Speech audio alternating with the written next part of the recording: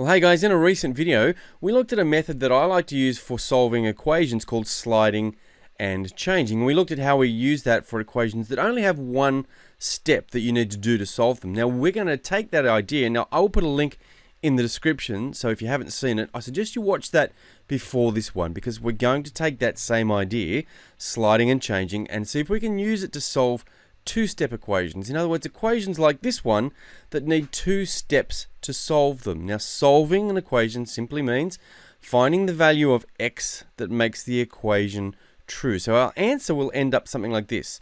The value of x in this case equals. All right. Now, it could be any letter, it could be M, P, K, whatever. But whatever the letter is, we're trying to find the value for that letter. So in sliding and changing, we said I can take pieces of an equation like this plus 5, and if I drag it to the other side, it becomes its opposite.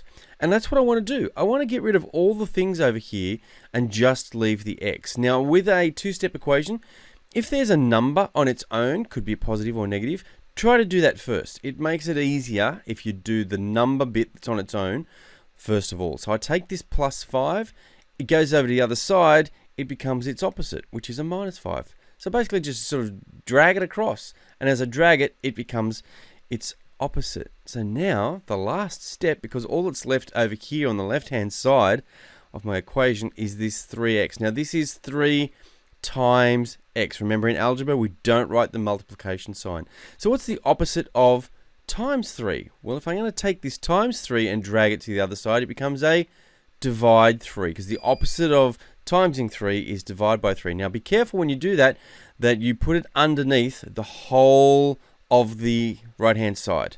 So I've taken the 3 from here and I just drag it underneath everything, because that's what a fraction is. It's dividing by the denominator.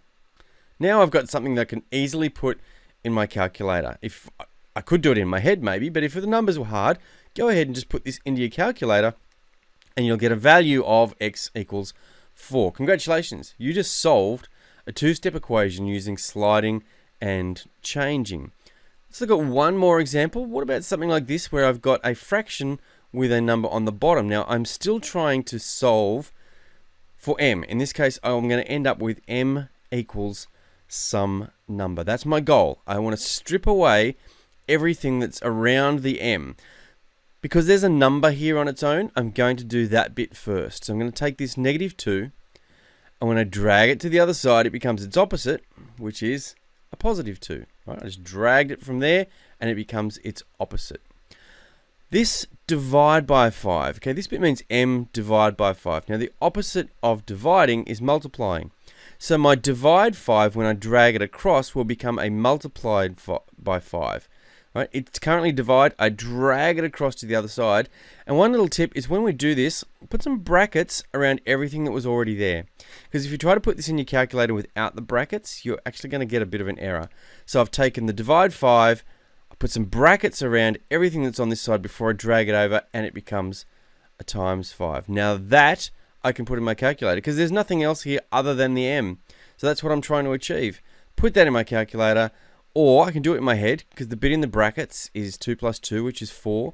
4 times 5 gives me 20. So I hope you can see there, we can use those ideas from the previous video about sliding and changing, but we can apply them to two-step equations, things that we have to do in two separate pieces. Good job.